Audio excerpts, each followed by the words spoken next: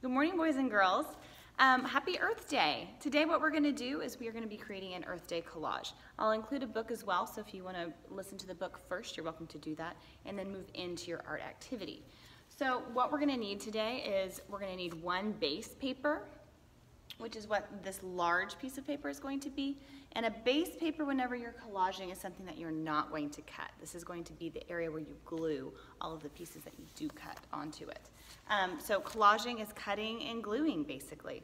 So you can use regular construction paper, you can use notebook paper, you can use the butterfly that you drew for me last week. Any of your Art Hub drawings you can turn into a collage by cutting them out or gluing things to those drawings. So I'm going to show you kind of what you're going to be able to do. Once you have your base paper, I want you to write your name on the back so we don't forget, because what's going to happen is whenever you put glue on top of this, you're not going to flip it over and write your name on it after it's already got glue on the front. So I'm going to include a couple of different things for you. Of course, you're going to have scissors and glue. Liquid glue is what we're using instead of stick glue because it helps hold the thick construction paper down to your paper.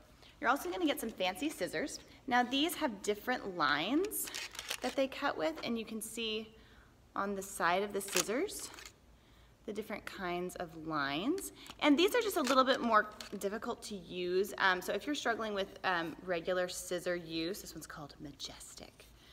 You might want to just start with the regular scissors and then move up to the fancy scissors. And then when you're done with the scissors, if you'll put them right back in this carousel so that everyone can see them again out in the pod. So maybe just take like 2 or 3 to your classroom to use and share with your class. So that's what those are. And then you're going to get a bucket of paper. Now all of this paper is recycled paper. So we use bits of it for different projects, but this piece, look, there's not even anything on them. Now some of them have something on the back, but you can still use these wonderful pieces of paper. You can either use the side that has a drawing on it and turn it into a drawing of your own, or you can use the empty side. And what I want you to do is I want you to think up of a picture. So maybe you want to do a dinosaur picture, or maybe you want to do a beach picture. And you're going to look through this box for the different colors. So maybe you want a sandy beach. And you're going to cut this out and glue it to your base paper. Now if it's not large enough, all you need to do is maybe trim the top off and paste it to the other side so that it makes it go all the way across. Your paper can go vertical or horizontal, it's up to you. So all of this paper is here for you guys to use, and remember, when you're done with the piece of paper, put it back in the box for another friend to use, unless it has a lot of messy glue on it, and then that can go in the trash. But if a piece of paper is dry and there's still something that's usable, put it back in the box for everyone else to use. The next thing you're going to get is there's going to be old books. Now these are books that have been retired from the library, and so these are okay to cut because they were already falling apart. Now would you cut into a normal library book that you got from Mrs. Steele? No, please don't cut into books unless you have permission specifically from your teacher, okay? So these were books that we are giving another life to. These are happy books living in artwork when we cut into them. But also, if you cut out, say you cut out the face of someone, go ahead and save this because there's still some really cool colors on this and someone might be able to use them, or maybe even use the words from the book for their collage. So whatever you don't use and doesn't have glue on it, save it for another person. And just make sure you put them back in the bin and don't just leave them all over the table or the floor.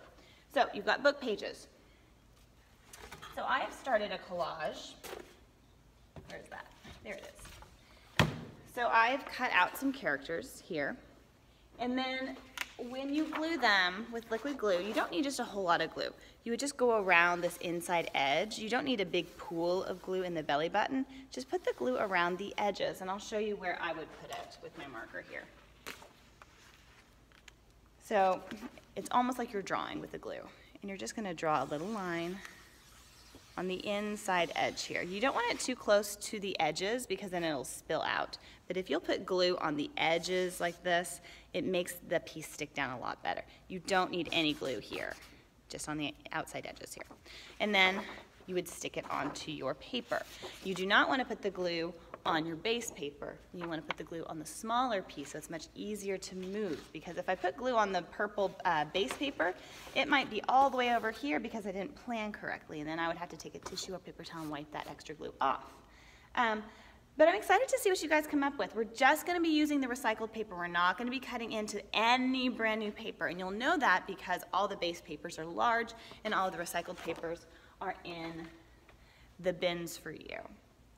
When you finish with your collage, you might ask a friend if they think that you could add anything. You might talk about your picture. Is there a story in your picture? Did you make a picture from your vacation, or maybe it's your favorite animal?